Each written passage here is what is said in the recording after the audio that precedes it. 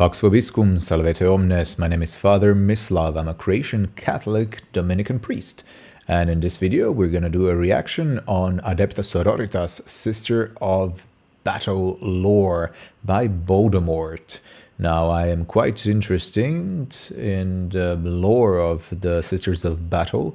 They are definitely a very unique perspective on the, let's say, religious sisters from the actual Catholic world and this reality where we live in. I do play a little bit of Rogue Trader and the CRPG, and Sister Argenta is definitely a very unique personality inside. So let's delve a little bit deeper and find out what's the actual background on these sisters. Enjoy the watch together with me.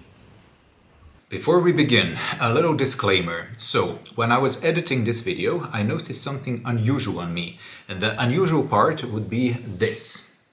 So, I had a ring on my finger. The ring was given to me as a present around 1 year ago by a parishioner, a woman whose family is into the jewelry business, and it has its symbolism, its meaning. Basically, I'll try to show it. It's a ring that's basically a, wait a second, I think this will be better, ring that is actually a cross. You can see Jesus on the cross on the ring. So when a priest or a religious sister wears it, it's basically the, in a way, betrothal to God. That's the symbolism and the idea of it, and to have a physical reminder whose you are right now and forever. You made your vows, you made your decision.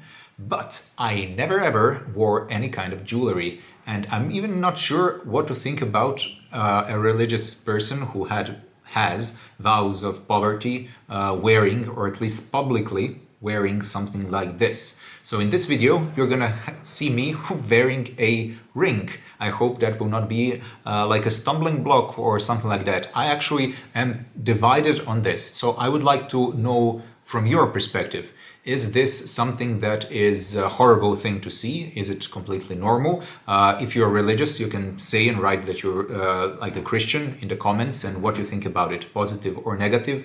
And if you're not religious, you can also say, because I actually value a lot how you're looking at this kind of a thing. It does not go directly against my vows of poverty, but it sure can look like that, doesn't it? It's a beautiful gift, and I'm glad that I got it, but I'm really not sure will I be wearing it and what I will do with it.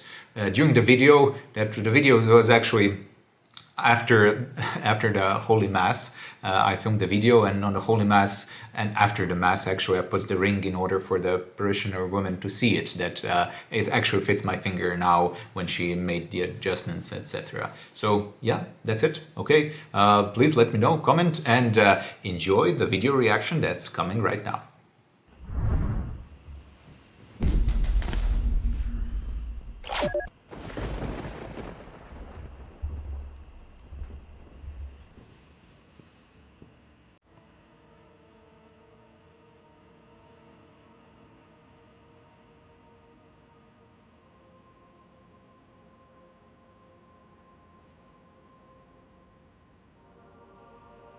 Emperor's Throne.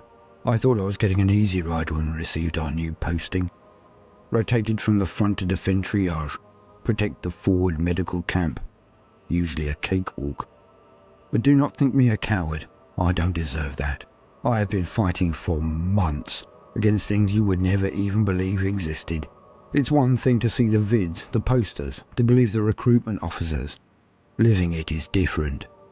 Our lines have been smashed by the filth. What was once a stationing miles behind lines was now the last inch in our defences in this sector. The Xenos had come at us in their droves, their oceans. Their weapons were crude, but it did not matter. Their numbers were inexhaustible. They crashed against our lines across the entire sector. At first, we thought it was just a barbaric charge. Xenos are animals. But it was not. They were probing us, testing us, working out the exact damage we could inflict on them, where, when, and how.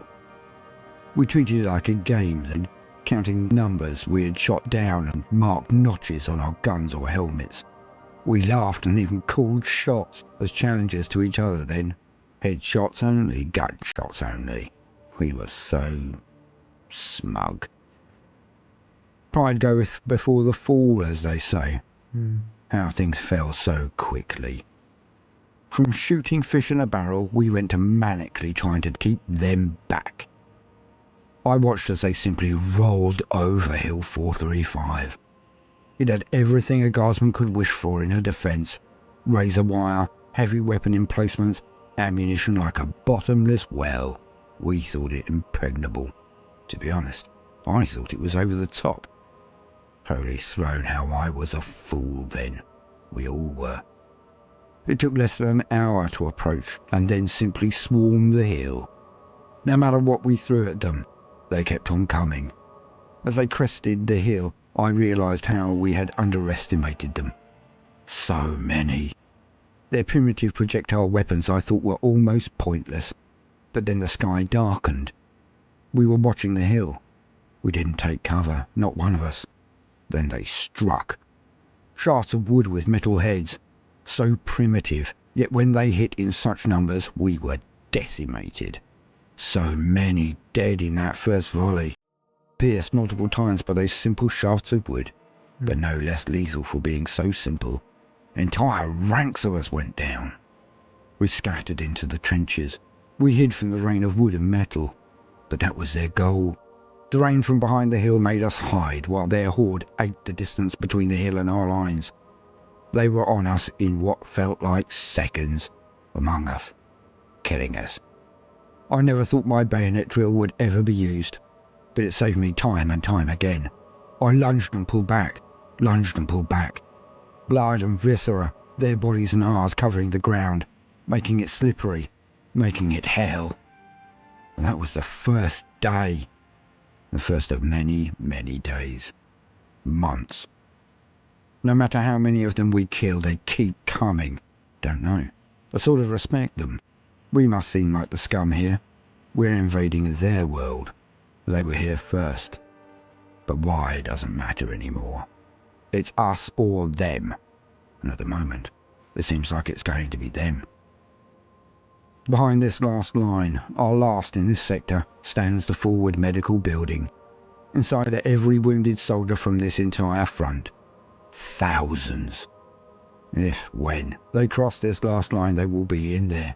I dread to think, but I know what will happen. They will crash through the doors, will stream into every corridor, every ward, every bay. None will be spared. Imagine that. Lying in your bed, unable to move, unable to defend yourself, while these horrors rush in and kill everyone before you, knowing they will end you too. I think I am lucky. At least I will look into their eyes and it will be swift when it happens. At least I can go down fighting. It begins.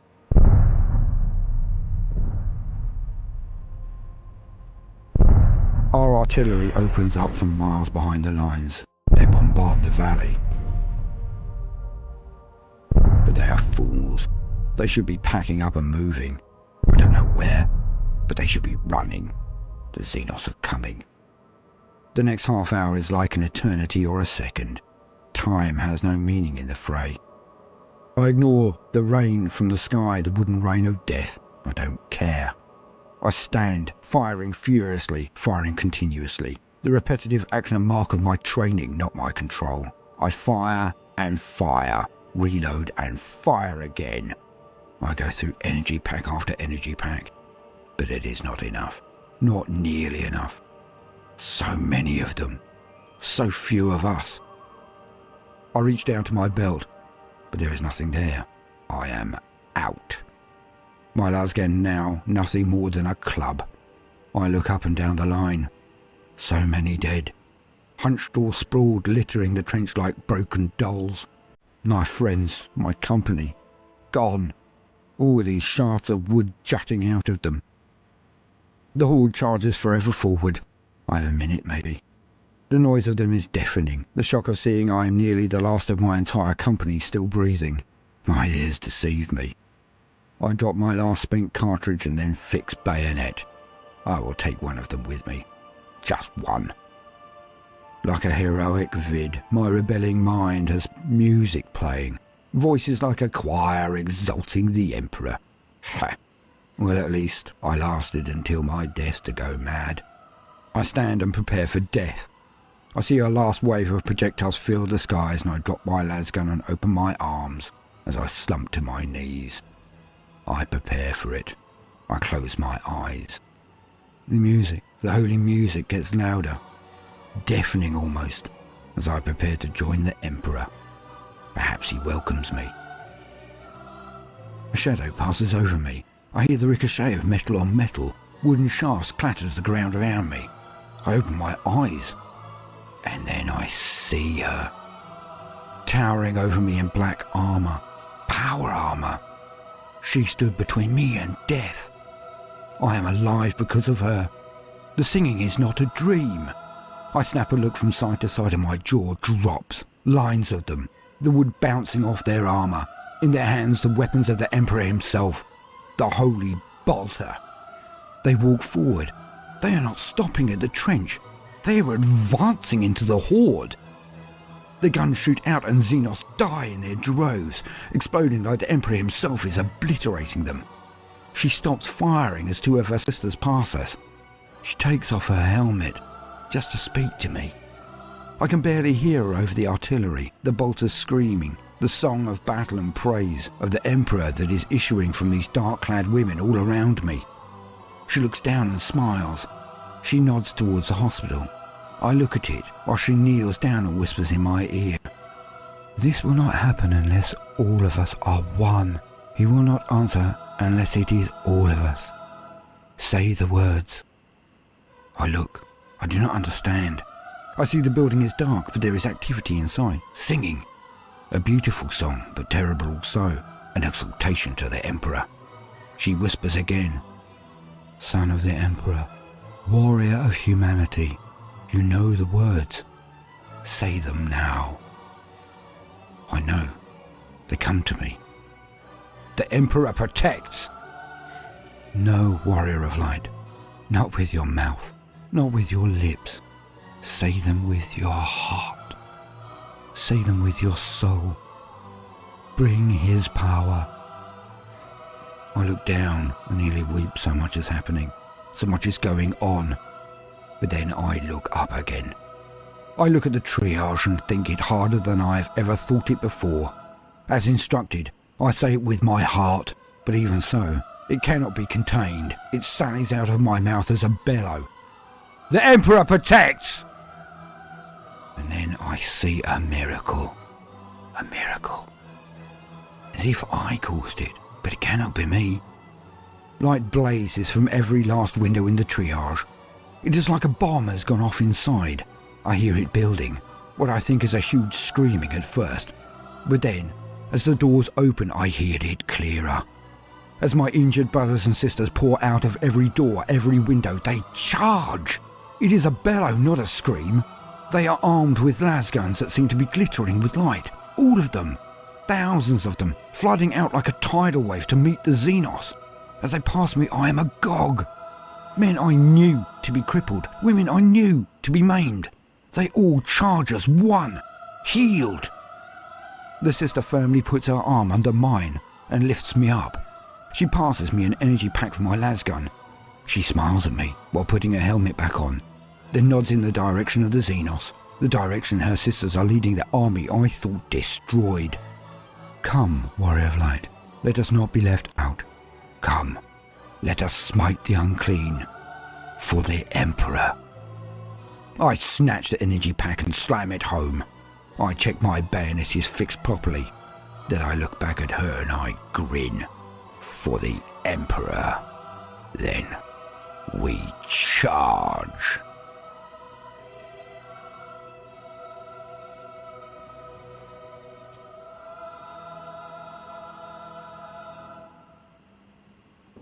Welcome, gentle.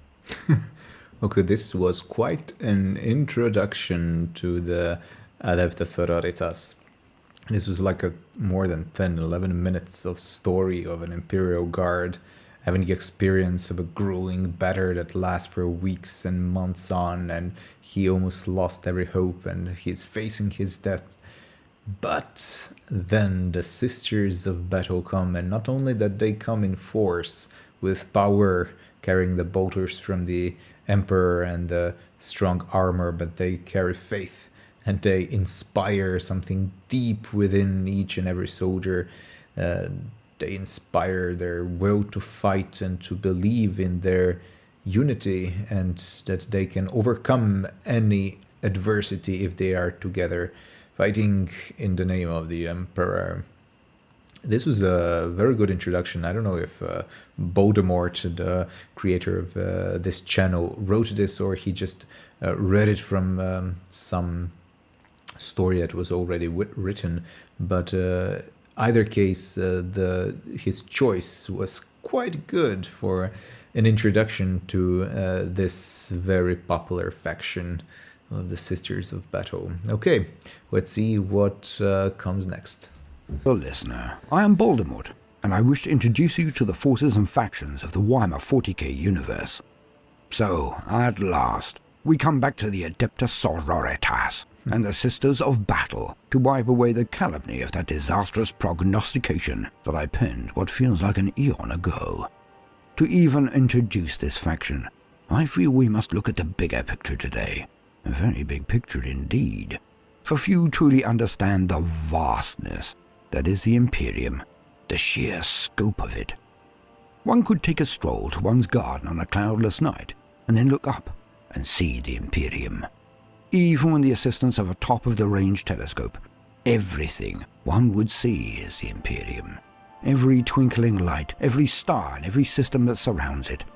That is the Imperium of mankind. It is said that there are over 1 million worlds in the Imperium. Take a moment to grasp how mind-bendingly vast that is. All of it is the Imperium of man. But why do I mention this? Why do I brook this subject now? Simple. To grasp the import of the faction we are about to discuss, the faction we are about to discover together. For the uninitiated may look at the model range, the basics of their attire, and may well scoff. Nuns with guns is what is oft said. And this is, of course, only ignorance. It may have been true at one point, before the faction had been developed, but now it could not be further from the truth. This is a rich and diverse faction on the tabletop, with sumptuous, splendid figures, and intriguing and interesting rules and tactics. But it is far, far more than that. They are now a fundamental part of the rich tapestry that is the grim darkness of the future, the Imperium of man. The recent codex has built on that which has gone before, the development of this faction from a bit of a gag to an unbelievably important and diverse, well-sculpted and fully fleshed-out organization, the Adepta Sororitas and their chamber militant, that are the Sisters of Battle, have well and truly blossomed. For the Adepta Sororitas is everywhere. It is interwoven into the very fabric of the Imperium, to the extent that very few arenas are free from its presence and its influence. They are a feared force on the battlefield. They're an irreplaceable factor in diplomacy. They teach the youth of the noble houses, while watching said houses for any tiny slither of apostasy or heresy. They are forerunners for the expansion of the Imperium into the very fringes of the galaxy, and they are the healers most trusted with the injured soldiery. They defend the myriad shrine worlds across the Imperium, and they bring fire and wrath to the unclean, and root out the cancer of the faithless, the mutant, the heretic, the witch. The most important thing one needs to know about the Adepta Sororitas at large, and the Sisters of Battle in specific, is their faith. This is only an introduction to this huge organization that has tentacles in so many of the arenas of the Imperium, so it behooves me to start small and then progress to more expansive entries in the future. So, gentle listener, let us explore the very beginnings of this order. For this we will have to very briefly, criminally almost, discuss how the Imperium changed from a secular and atheistic organization into the semi-authoritarian and theocratic entity it is today. As this underpins the entire point. Faith. The Imperial Truth. For the whys of the beginnings of the Imperium, please see my entry for Rogal Dawn, or Astra Militarum, until I perform separate entries on the Unification Wars, the Great Crusade, and the terror of the Horus Heresy. I believe this is a very good place to gain a basic understanding of the birth and formative years of the Imperium of Man. That said, let us move on. The Imperial Truth was the initial dream of the Emperor. He is often stated to have decreed that the most dangerous of all things, the biggest threat to human development and the race entire, was religion and faith. Right. While he walked the stars and spoke with his people, the human race, he was adamant that this should be not only policy of his rule, but its very goal, the eradication of religion and superstition. This was to be hand in glove with the goal of unifying the lost civilizations of humanity across the stars, and to then defend them. His policy was also the annihilation of all Xenos cultures that might be a threat to humanity, but that would take us off point. The Imperial Truth was the firmly held theory that there were no gods, there were no spirits, demons, afterlife, reincarnation, or need for redemption. It was hocus pocus, and a dire threat to the very well-being of humanity, as all religion would do is retard humanity and have it mire itself in hatred, war, and stupidity. Science, logic, empirical data, and progress were to be the base stones on which his Imperium were to be built and then maintained. It was not to last. When the Emperor was struck down, his body all but destroyed, his direct influence on humanity was removed. He was to exist only to continue as a figurehead and a source of power for the Astronomicon, which I will explain at another time.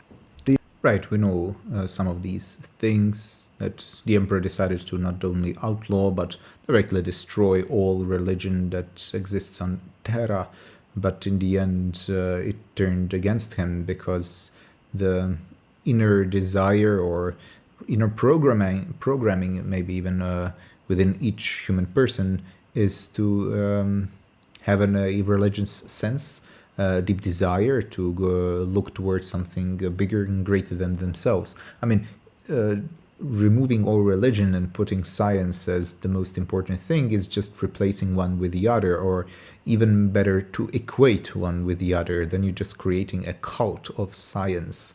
But interestingly enough, even that was not enough for humanity. When Emperor extinguished it, they became a followers or devotees of the Emperor himself. And the Imperial Truth is also such an ambiguous term. Basically, whatever Emperor says is the truth, isn't it? It's more like a will to power philosophy. The truth is what I say, and if you don't agree with it, then you're all heretics. The Imperium was dealt an almost mortal blow by the Horus Heresy, and devastation and fear were rife. Humans are simple creatures when all is boiled away. When the fear of the future became too much, small sects that had venerated the Emperor as a god began to flourish. But it was not entirely illogical either, for the Emperor, the master of mankind, had displayed capabilities, powers, and wisdom beyond anything that a normal human could emulate. The step from godlike power to being a god was a very short step indeed. Thus, over the next 2 millennia, the sects that extolled him as the living god of humanity grew in power.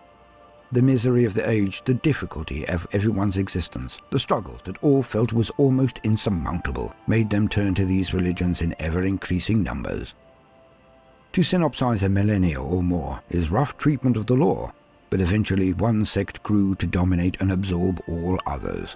The temple of the Savior Emperor became so commonplace, so powerful, so all-pervasive that in Millennium 32 it became the state religion, and the Adeptus Ministorum was formed, the Church. With that, the dreams of a secular empire were washed away. It went swiftly from being the norm to worship the Emperor to being a crime not to believe in his godhead and to be a vocal adherent to the imperial cult.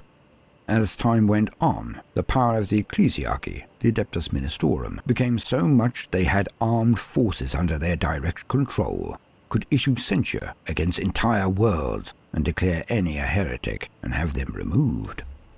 Yeah, the Ecclesiarchy is such an interesting subject or a faction. When I was doing like a tier list among all the factions that in Bricky's videos were presented, I actually put them like a lower on the list. I could not imagine myself actually role-playing as the Ecclesiarchy. They're such a... I don't know, the zealous and dogmatic is not the word that I would actually use, because those words don't have that negative connotation from my perspective if they're used in an appropriate way, but they're more like crazy. Their zealous nature just goes against all reason, and that is definitely very much different from the Catholic worldview, because for us, it is incredibly important. It is fundamental to have both faith and reason as two wings that fly us towards God. Grace basically perfects our human nature. It does not go against it. It is not like a truth different than the truth that is on the natural level. It may be a higher level of truth, but it will never contradict this natural truth or scientific truth, if we put it like that. So, but these guys, just such a lot of irrational behavior over that, and that's why a lot of crazies over there have been a majority of them, as much as I've seen. I mean, there are crazies in every faction, in this world or in the imaginary worlds, but the difference is when we have like a majority of them acting quite crazy, then it's a red flag, definitely. Alas, as is always the case, power corrupts. Inevitably, a demagogue arose and attempted to wrestle power from all. For a time, he very nearly succeeded. In the 36th millennium, the galaxy was struck by a wave of warp storms. These storms halted much interstellar traffic, as had happened in the Age of Strife, but to a much lesser degree, and panic was rife. In this time, fear led many to give even more power to the Church, for prayer solves all issues to a scared human. Thus did the imperial cult gain such power that they took control of the Administorum, the administrative wing of the Imperium. The Ecclesiarch, akin to a pontiff of the entire Imperium, then ran rampant. This period is now known as the Age of Apostasy. For this, I will lean on the existing lore in the newest codex, as I find I cannot even come close to matching its eloquence and brevity. To quote, "In the 36th millennium, the tyrant Goj Vandire usurped the position of both Ecclesiarch and High Lord of the Administratum. He achieved this through a combination of bribery, coercion, blackmail, and outright murder, and in doing so managed to secure an unprecedented level of authority. Since the fall of the Emperor, no one had controlled both the sprawling bureaucracy through which the millions of worlds of the Imperium were organized, and the faith that kept humanity united against its myriad enemies. With such unparalleled powers of command, Vandire sought to bring the Imperium under his heel, giving rise to the Reign of Blood, in which countless billions died and whole planets burned. The Reign of Blood continued for decades. With each passing year, Vandire grew increasingly psychotic, and the numbers of those who were burnt in his fires climbed exponentially. At the height of his madness, a sect known as the Confederation of Light rose to prominence on the world of Dimamar, led by a then unknown man called Sebastian Thor. The sect denounced the brutal rule of Vandire and began spreading a message of hope across the Imperium, a message that was readily accepted by peoples who had long lived under the yoke of sadistic oppression. Vandire sent a force from Terra to crush the Confederation of Light and execute the upstart Thor, but shortly after its departure, the entire fleet was destroyed, torn apart by a terrifyingly powerful warp storm in an area of space still known and feared as the Storm of the Emperor's Wrath. Unchecked, the Confederation of Light was able to expand its influence, gaining support from scores of systems willing to join them in rebelling against the tyrannical High Lord. Through masterful oration, Sebastian Thor rallied millions to his cause, steadily gathering might to match the forces still loyal to Vandire. Yet deliverance only came when the Adepts of Mars, Space Marines, and Adeptus Custodes chose to side with Thor. Preparations were made to assault the ecclesiarchal palace from without, while the Adeptus Custodes would attack Vandire from behind his defensive lines. So basically everyone recognized that the Vandire is a crazy person and that he has to go down. Though the combined might of the forces moving against him were considerable, Vandire was far from defenseless. Early on in the Reign of Blood, the High Lord had been informed by his extensive network of spies of a small cult of some 500 individuals based on the little-known agri-world of San Leor. Known as the Daughters of the Emperor, the members of this sect were entirely devoted to worship of the Emperor and maintaining inner purity. They studied ancient arts of war, clearing their minds of worldly considerations in order to hone their battle skills over the course of a lifetime. His interest piqued. Vandire informed the Daughters of the Emperor that he would honor them with an ecclesiarchal visit. When Vandire arrived on San Leor, he was informed by the Daughters of the Emperor that they did not recognize him as an envoy of the God Emperor, triggering a wave of fury amongst his sizable retinue. But the High Lord, at this time having not yet succumbed to the full ravages of insanity, had prepared a demonstration to prove his status. Okay, so they're ultimately loyal directly to the Emperor, and they're of course very much primarily inspired by Joan of Arc, right? The female warrior completely devoted to both God and then to the King of France. I guess the only difference, it's a funny difference though, that I see directly is that while the Sisters of Battle just want to burn all the heretics constantly, Joan of Arc actually was burned as a heretic. That was the reason why she died by the English state and the clergy over there. But it was clear why they executed her. It was not on the reasons of faith, actually. You can read her trials even today. It's extremely well preserved, all the written stuff that was happening at that time.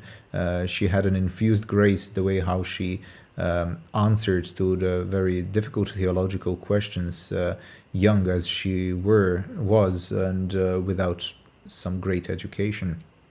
It's actually quite amazing. But the reason why they burned Joan of Arc, because they couldn't find anything else, because she was cross-dressing.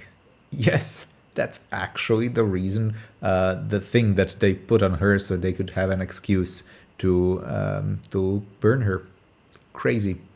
But yeah, an actual part of our history.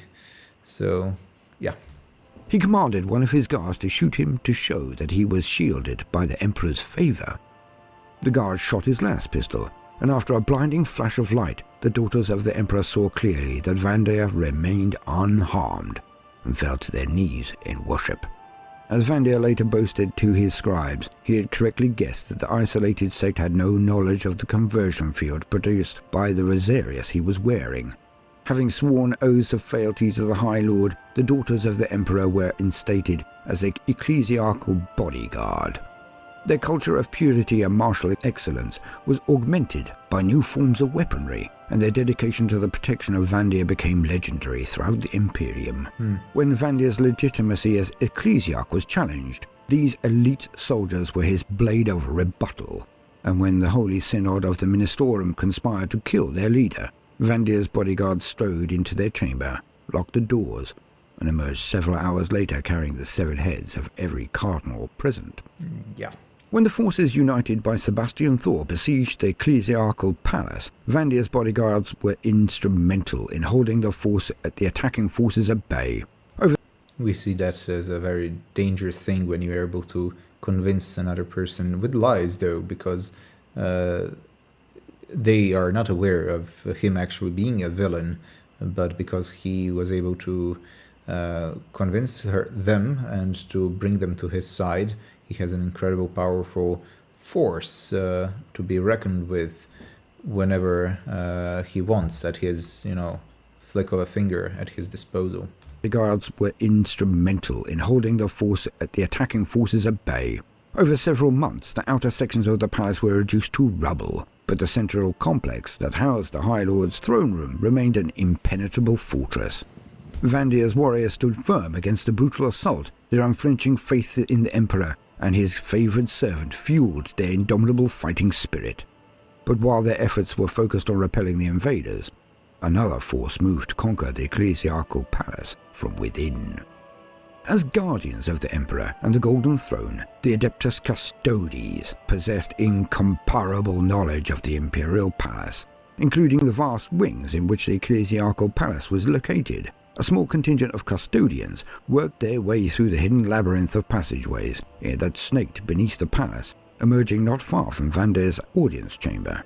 There they were confronted by 6 warriors of the ecclesiarchal bodyguard. The leader of the custodians laid down his weapons and tried to convince Vandire's faithful that the High Lord they served was an enemy of mankind, of the Imperium, and of the Emperor himself.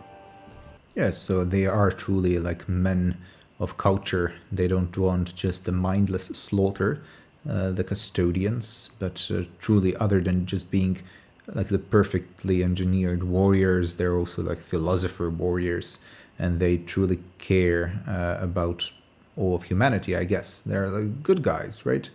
I mean, some of you would say that they're just brainwashed and they cannot think anything else than what they are programmed to think, but I think they have more nuances. They're one of my favorite factions, how they were made, very much a Swiss guard of the Pope, right? They are, I think, primarily inspired by the Swiss guard. But the ecclesiarch servants were not swayed by these words alone. The custodian saw that only one option remained for an alliance. He entreated the women, barring his path, to follow him back through the winding tunnels so he could lead them to the most sacred place in all the galaxy, the chambers of the Golden Throne, where the Emperor sat in repose. Interesting.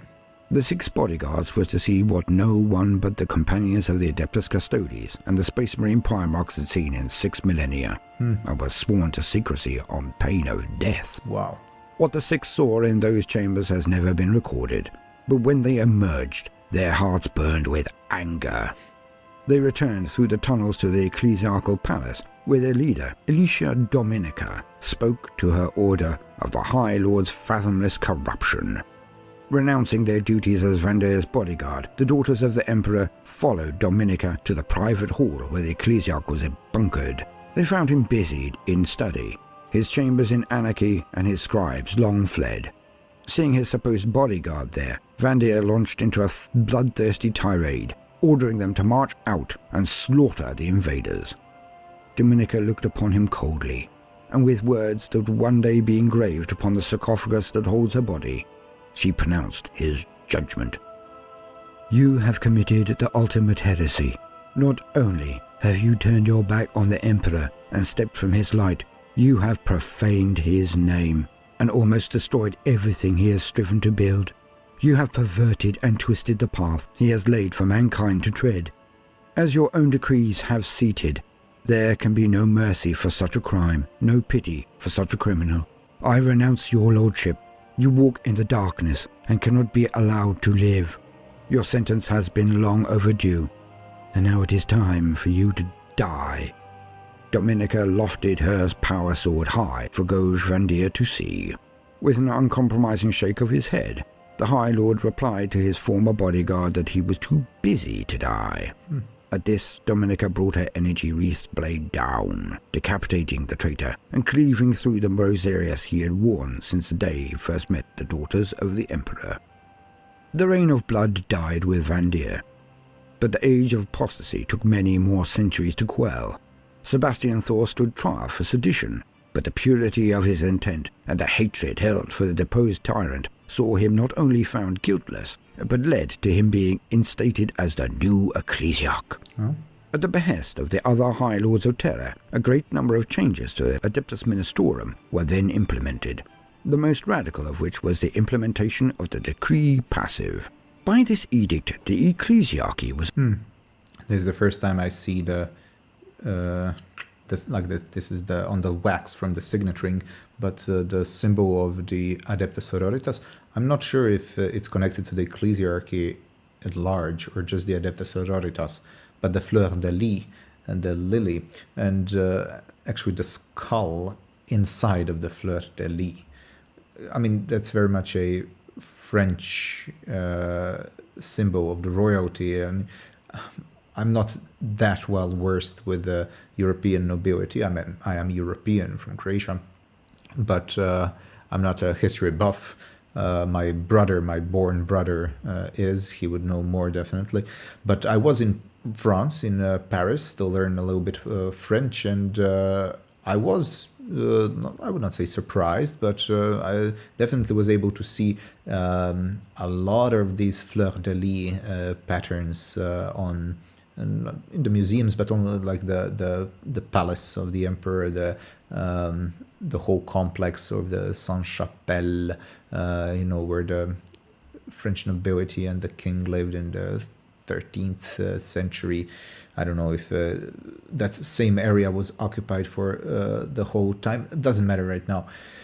The French viewers here will definitely say, oh, this Dominican knows nothing, or some would be like surprised, oh, he knows something. But the skull, of course, is the sign of the emperor, right? Definitely points to the Imperium, and the lily is something that's an association to the French thing. So we have a combination, again, Joan of Arc, a French female warrioress, and the sign of the emperor combined in one.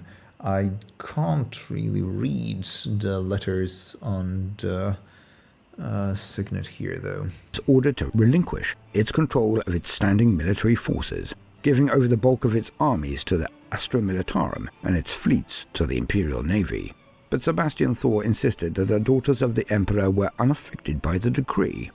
He knew that military might was needed to defend the faith, and so the daughters were incorporated fully into the Ministorum and renamed the Adepta Sororitas.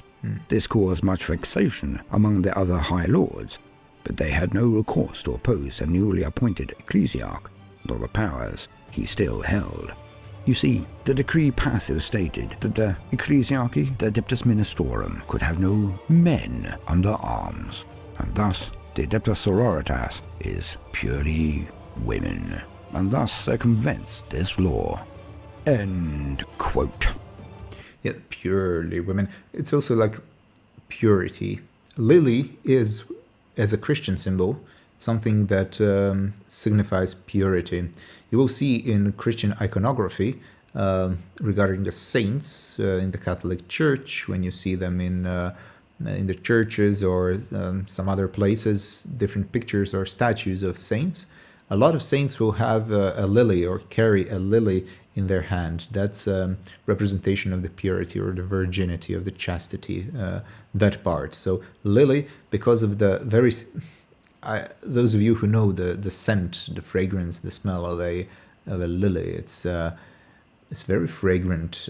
It's actually very strong. I know a couple of people who cannot really stand the smell of it. Not really can stand, but it's too harsh for them. It's too intense, because lily has a very strong, intense smell. Just like when you encounter someone who's truly, deeply humble and pure of heart, that kind of a presence has its intensity. That's the significance of it. So the purity of faith, I guess, is the direct correlation for the Sisters of Battle, right? And that's why lily should be their symbol. I don't know if they live like in a bodily chaste manner in their lives or not. I don't know if they're like Vestal virgins or Catholic nuns, those who are took their vows of chastity. But I think it's primarily not the bodily significance, bodily symbol here in 40K, but it's about the actual faith, the purity of their faith, and the reason why actually some miracles happen in their presences, right? Another interesting and incredibly important thing that came out of the age of apostasy was the Ordo Hereticus. The Inquisition already had two wings, the Ordo Xenos, which hunted and destroyed the alien and all of its vile influence, and the Ordo Malleus, who were tasked with rooting out the influence of the demonic and warp-tainted. Okay. The Ordo Hereticus was to watch the imperial cult and all of its adherents, its many churches across the entire Imperium. They were to watch for heresy, any break from the mainstream beliefs of the cult, but also to make sure that the Ecclesiarchy, the Adeptus Ministorum, never overstepped its reach again. Right. Whenever a cleric of any rank garnered themselves a military force to prosecute a crusade against heretics, mutants, or witches, they were watched like hawks. The instant the very carefully agreed parameters and goals of a crusade were met, it was the Ordo Hereticus that would then order said forces to be disbanded or absorbed back into the Departamento Munitorum, the Imperial Guard or Navy. Never again would the Church be trusted with power such as it had in the age of apostasy that was the doorway to the age of blood. Never. But why am I mentioning this? Well, gentle listener, it was at the inception of the Ordo Hereticus that the Adepta Sororitas' militant or army contingent was sworn to be an ally of the Hereticus, to be its very own chamber militant. Should the Ordo Hereticus find heresy, befoulment by mutants or psychos, or any other uncleanness, they can call upon the Sisters of Battle. As they should, for there are few forces that are as able, well-equipped, or as steadfast as the Sisters outside of any but the Adepta Astartes, the Space Marines. So this Adepta Sororitas now became like a right hand of the Inquisition. Their weapon, the main weapon of the Inquisition maybe.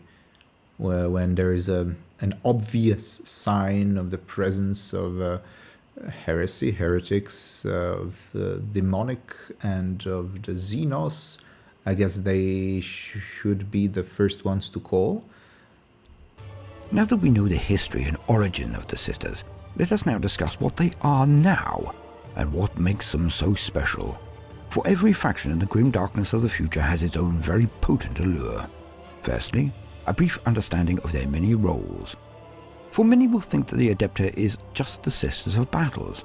It is not. The Adepta Sororitas is the umbrella term for the combined orders entire. But it is not just the Sisters of Battle. For the Sororitas have as many orders, duties, and roles in civilian life as they do orders militant who wage war.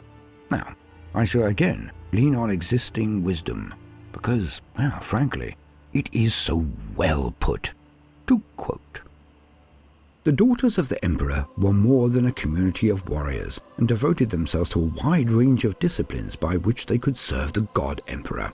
For many of these disciplines survived the age of apostasy, and have been further developed by the Adepta Sororitas through specialized categories of non-militant orders. Orders Dialogus.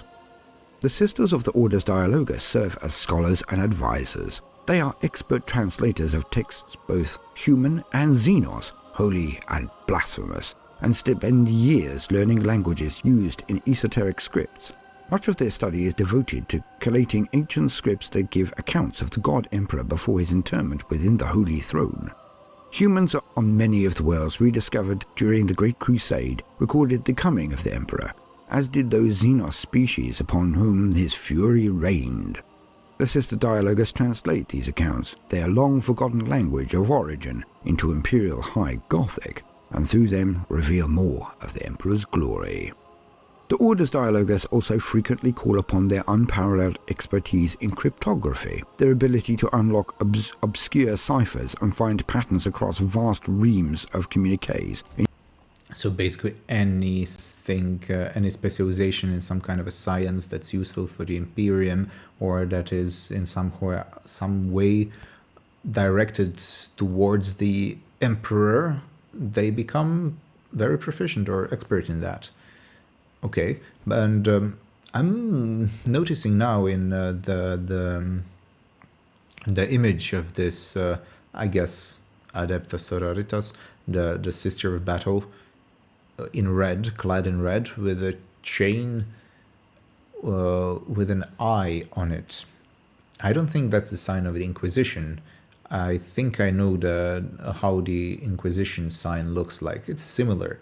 But the eye could very well be actually the High Gothic or Latin for Imperator, right? The Emperor. So instead of carrying, how in this world, chains for those kind of women would be a cross, even though not a lot of sisters or orders of sisters, congregations of sisters that I know of, at least. I haven't seen any though, that carry like big crosses, something like that. You know, the pectoral cross, by the way, just as a side note, is not something that the priests wear either. It's something that bishops primarily wear, and only bishops. There are some orders within the Catholic Church, like the Missionaries of the Blood of Christ, who have like, they're not pectoral crosses, they're carried like on the side, like not the chest, but yeah, on the side, but as a pectoral cross, something that is worn like on the chest. That's a bishop's privilege and a sign that the person is a bishop. So if you see like a priest or religious that's carrying like a big cross on his chest, that's presumptuous. That's my first thought, and the first thought of a lot of us here would be basically that's presumptuous. Ensure that the Adepta Sororitas, as well as the Ecclesiarchy at large, have access to intelligence on their enemies, both within the Imperium and beyond. Sisters Dialogus also provide many services for the Inquisition, using their skills to interpret heretical meanings hidden in seemingly mundane speech and text, and thereby bringing secretive traitors to justice. In a war zone, Sisters Dialogus act as conduits through which canonesses of militant orders can intone commands and prayers of defiance, ensuring that formations operating in isolation remain in communication with their spiritual leader. Large contingents from the Orders Dialogus also remain on a world after the enemy has been purged, assisting other ecclesiastical servants as they scour the planet for traces of heresy. The most senior sisters of the Orders Dialogus maintain the ancient texts held within the Vault of Origins. Only the highest-ranking members of the Ecclesiarchy are allowed access to this most holy archive, for it is rumoured that the heaviest of secrets regarding the events of the Age of Apostasy and Vandire's Reign of Blood are locked away within it. Orders Famulus. The Orders Famulus form a network of chambers, advisors and diplomats whose sacred duty is to guide the Imperium's noble families in working towards the ultimate good of mankind. Sisters of these orders play a crucial role in brokering trading agreements between obstinate planetary governors, forging alliances between powerful plutocratic families, and arranging marriages to continue the lineages of the Emperor's most loyal and useful subjects. When a planet, system or subsector is faced with direct hostilities, the Sisters Famulus coordinate the efforts of those over whom they have oversight, ensuring that a noble household has everything they require to effectively fight and die for the Imperium. Concomitant to their diplomatic duties, the Orders Famulus also provide the Ecclesiarchy with watchful eyes. I have to say, I have to commend not only the voice of Baldemort, because he has a deep, very nice voice to hear, but also the eloquence concomitant to their duties. It's very eloquent. English is not my native language. I would not say fluent, but almost fluent in the language, and I like beautiful way of expressing.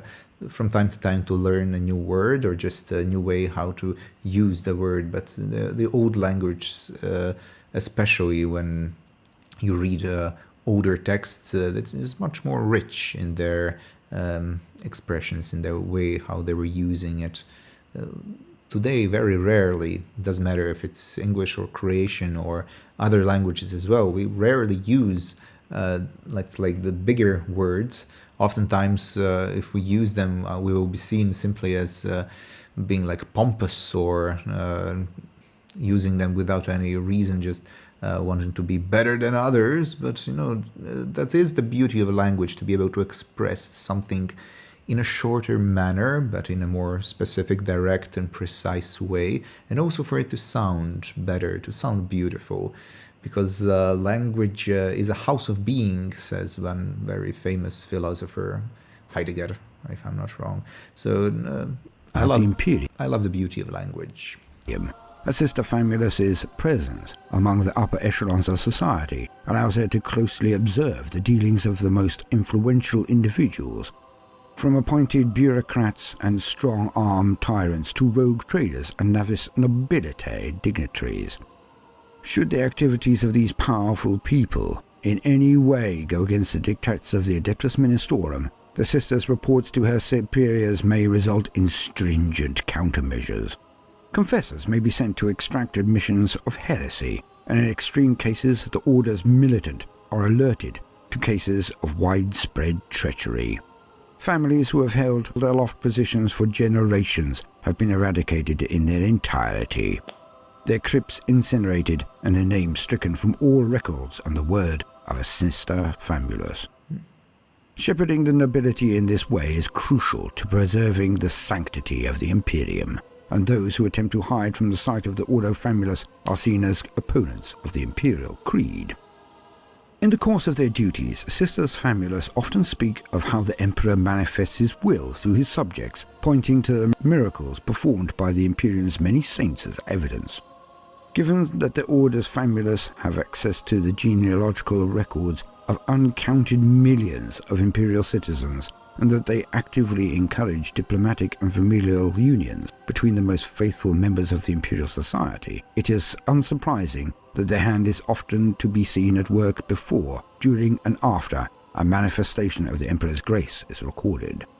Very much like the Bene Gesserit sisterhood, one might think. But why not? Sorry, sideline over. That was a Dune reference, right? Orders Hospitaller. With the exception of the Adeptus Astartes chapters, the Orders Hospitaller provides surgeons, physicians, and nurses to all arms of the Imperial military.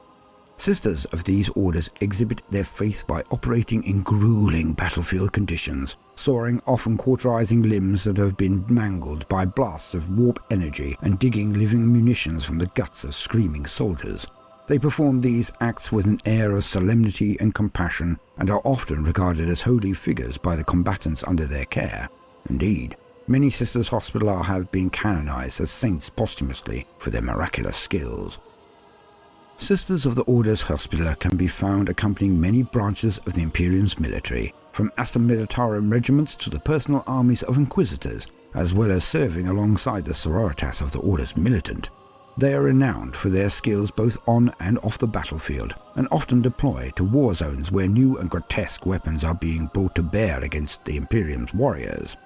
The sanctuaries of the Orders Hospitaller contain massive libraries detailing the most esoteric tools of death that mankind has encountered, accompanied by the extensive journals of sisters who have spent their lives researching how best to ameliorate their devastating effects.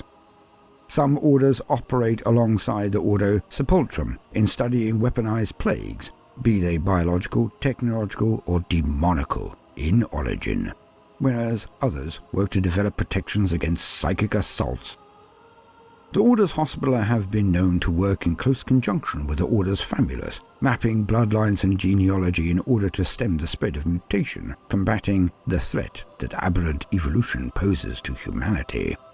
Just as they study the effects of enemy weaponry on human soldiers, so too do the Orders Hospitaller dedicate themselves to understanding the physiology of their enemies.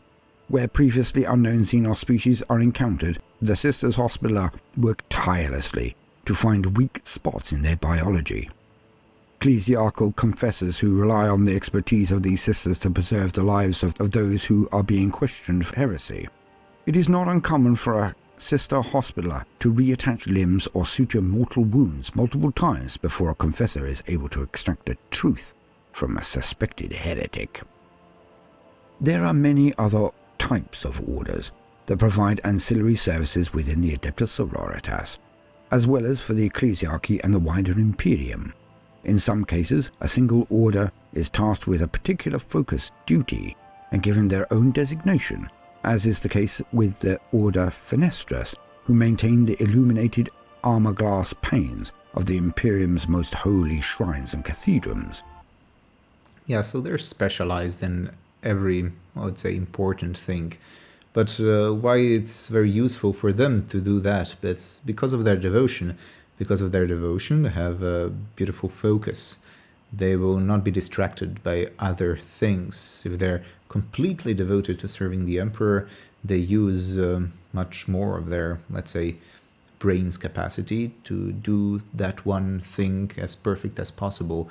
How we imagine and we admire, the artisans, let's say, for instance, in Japan, because of their philosophy and their way of devoting themselves perfectly and entirely to the thing that they're doing and wanting to achieve perfection in it. There's a little bit of that, not maybe with the same purpose. Here is the purpose of actually just serving the emperor, but it's not without reason that also in the history of the Europe, Christian history, because European history is very much a Christian history. So we see the growth of science and beautiful art within the religious orders, actually. A lot of those people were either religious priests or a member of different orders, or simply very, very devout individuals.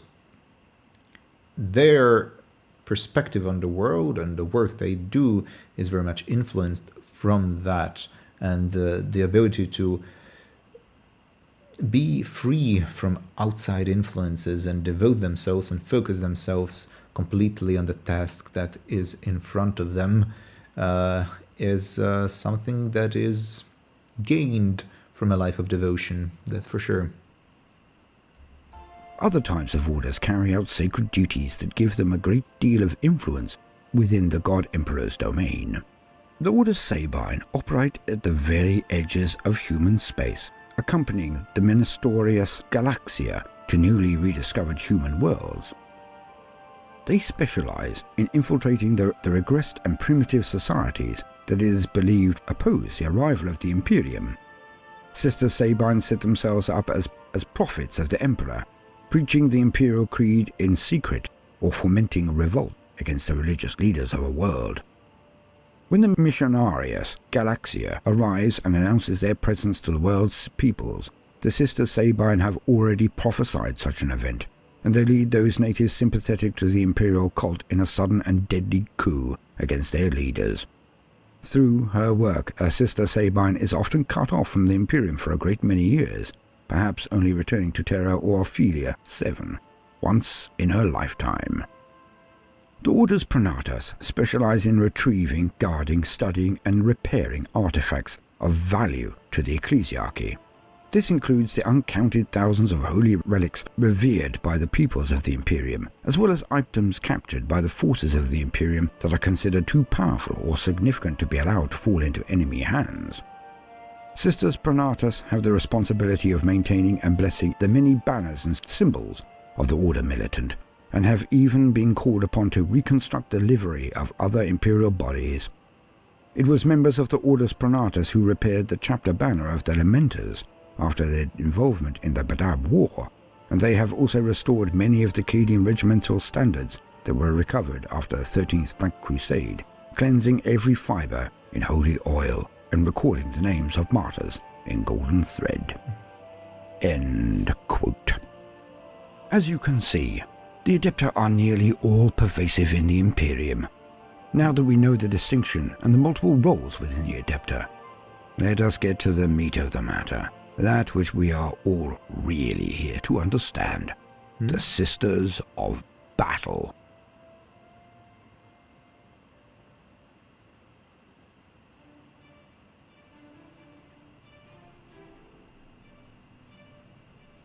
Akin to chapters of Space Marines, the Sisters have many orders. Just to list them now: Orders Majores, larger orders; the Order of our Martyred Lady; the Order of the Valorous Heart; the Order of the Bloody Rose; the Order of the Ebon Chalice; the Order of the Argent Shroud; the Order of the Sacred Rose. But there are also Orders Minores, smaller: the Order of the Glowing Chalice; the Order of the Thorn; the Order of the Iron Veil; the Order of the Ashen Shrine; the Order of the Wounded Heart; and lastly, the Order of the Golden Light. But thankfully, we are also able to create our own orders. As with so much of this phenomenal hobby, you may truly spread your creative wings should you have the desire. As long as your order adheres to rules of one of the existing orders, you can do what thou wilt with your own background. Yeah, so I guess for the minor orders, we have the creative freedom if we want to design a new type of a Battle Sister, as it is, I believe, also for the Space Marine chapters, since they're a lot of Space Marine chapters, and of course not all of them were mentioned or covered inside of the lore, inside of the novels, because that opens possibility for players, the tabletop players, to make something new, make something of their own. So yeah, so it's fun. It's the same for the Battle Sisters as well. Magnificent. Just don't expect to have any accolades thrown your way if you try to invent rules and then attend a tournament. This will simply not stand. One day I shall perform entries for these mighty and magnificent orders, but that is not for today, as this is only an introduction. But what exactly is a Sister of Battle? Well, let me tell you, gentle listener. There are schools, academies, across the entire Imperium called the Schola Progenium. They are vast centers of training and excellence, where the very best of humanity are taken to be trained, molded, and equipped for very specific duties. From the Schola Progenium comes every officer of the Astra Militarum or the Navy, every priest, and every commissar. To say that this training is hard is to do it little justice, for those that are skilled at diplomacy or tuition are eventually sent to perform roles in the non-militant orders, but those who are of unshakable faith, who show a rugged nature and a natural preponderance to combat, are then taken and trained further. For they will be permitted to join the holy orders of the Sisters of Battle, if they are brave enough, if they are strong enough, if they are filled with the light of the Emperor's creed and display enough faith. But again, please, do not think nuns with guns. Do not. Think more of an army of Sarah Connors, a force of Joan of Arcs, a battalion of Black Widows and Boudikas. They are everything a warrior should be. They are untouchable in close combat, more accurate than any sniper, and as driven as any commissar. They are lethality given mortal form. In all of the Imperium, only the Adepta Sororitas, the Space Marines, with all of their augmentations and almost superhuman enhancements, only they are more lethal than the Sisters of Battle. So, regarding nuns with guns, it very much differs in your perspective on the term nuns with guns, depending on what kind of nuns have you met, or did you meet actual nuns in your real life. If you met some very strong characters, and a lot of sisters are very strong characters, especially if you met some who are strong and holy at the same time, then imagining them as nuns with guns, it's completely appropriate. You can see the inspiration over there. If not, if it's just some kind of a parody or like an image that's taken from the pop culture regarding the Catholic nuns and imagining them with guns, then please no. It's better to imagine Joan of Arc and Sarah Connors. It's definitely more appropriate. But for those of you who experienced, met, had a nice conversation, or were even maybe scolded by a good and strict but good-hearted nun, then you know why nuns with guns is a completely completely viable term. But even they cannot ignore the conviction that is carried in the hearts of the sisters. The sisters are also armed with the finest weapons the Imperium can produce, though not the match of the Space Marine power armor, for they do not have the black carapace or transhuman sinews of the Marine. They are almost impregnable to small arms fire and melee weapons, unless it is to be those wielded by the most powerful of all adversaries. But more than anything, even than these things, their training, their panoply of war, the sisters have one distinct advantage over nearly any other formation that the Imperium deploys in the field: their faith. The faith of the sisters is such that they can call down the protection of the God Emperor himself. Also, they can call down his wrath. Miracles are their stock in trade. The impossible happens across any theatre of war which they deign to grace. Missiles slam ineffectively against shimmering shields of pure light. Soldiers who were left dying in the dirt find themselves healed and energized and filled with an unquenchable holy wrath. But these are not psychic powers. No channeling of the warp, no. If the warp is used, it is wielded by the God Emperor of mankind. He merely hears their prayers. For the sisters do not suffer a witch to live. In this, they are allies to the Black Templars and the clenched fist of the Ordo Hereticus of the Holy Inquisition. They will never be bowed, no matter how bloodied their enemy may think they are. They wield the Holy Bolter. Of course, it is not the match or the size or the penetrating power of the larger bolter used by their Space Marines, but even though it is smaller, it is lethal.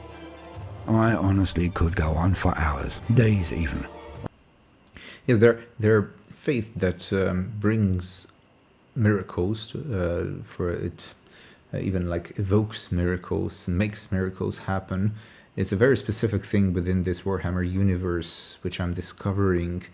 It's if you imagine that all those New Age practices and popular manifestation ideas, basically introduction to magic, for all those who are misguided into those kind of things, which is not real. You cannot manifest reality just because you concentrate on it and think about it.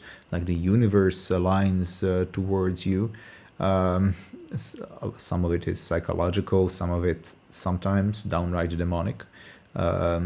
If you're thinking that's crazy, when you see someone possessed, who do you think that people call? Well, a Catholic priest, of course.